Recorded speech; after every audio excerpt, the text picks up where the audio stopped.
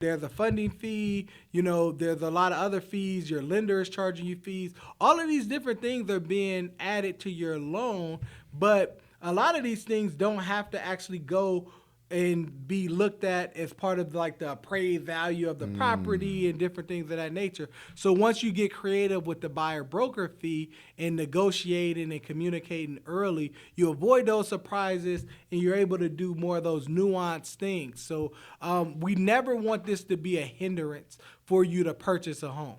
So I don't think this is not going to be a hindrance, right? There's so many strategies to deal with still being able to purchase the home that you don't have to worry about it, but you need to be educated that it's there.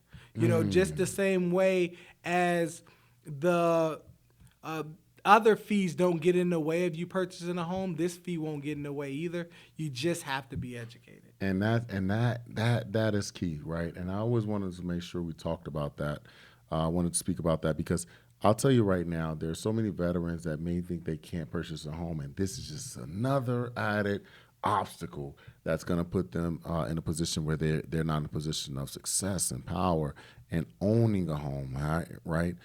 Being able to own a home is just something a little bit more secure than renting, right? So, veterans, you can do it. There are opportunities out there. There's down payment assistance programs, right, that you can put on top of your VA home loan product. Okay, there's so many different financial tools that can be able to assist you to get you in the home that you deserve. Don't let this pass you by. Join the community to find additional strategies and additional information, and also, again, our real estate advisor, which again he has advised many veterans and really a subject matter expert. So we're really excited to continue. Absolutely, absolutely. And then now we're going to get into kind of some examples of how the home purchase and get into those scenarios that we're talking about, but also the wonderful part of just how this can actually play out in your favor in a lot of ways. Okay, so let's say the VA loan purchaser looking to purchase the home with their VA loan, and they're going to be faced with this fee for the first time. So obviously you want to negotiate the fees, and you want to negotiate all fees. You want to always keep fees to a minimum and really kind of question everything that's going down. You definitely, if you can, maybe avoid not having a down payment. You don't have that PMI.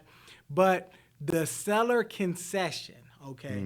The seller concession is an avenue where you can utilize covering this fee, okay? So with the VA loan currently, and like I says there, the amount should be raised with this new thing here, right?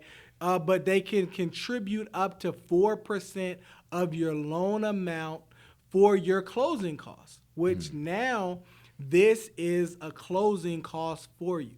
So if your agent is looking to charge you 2%, well, now that you can ask the seller for a concession of 2% to be able to go ahead and fund that for you. However, I wouldn't actually do it that way, right? Because I, as your agent looking out for you in the best way possible, I want you to be able to utilize your seller concessions because it is limited to a number for your closing costs that, hey, we can't do anything about these costs, right? Can't do anything about certain lender fees. We can't do anything about the title company fees, your appraisals, inspections, all these different things. Some of those things are prepaid, but a lot of these fees are going to be added to the loan.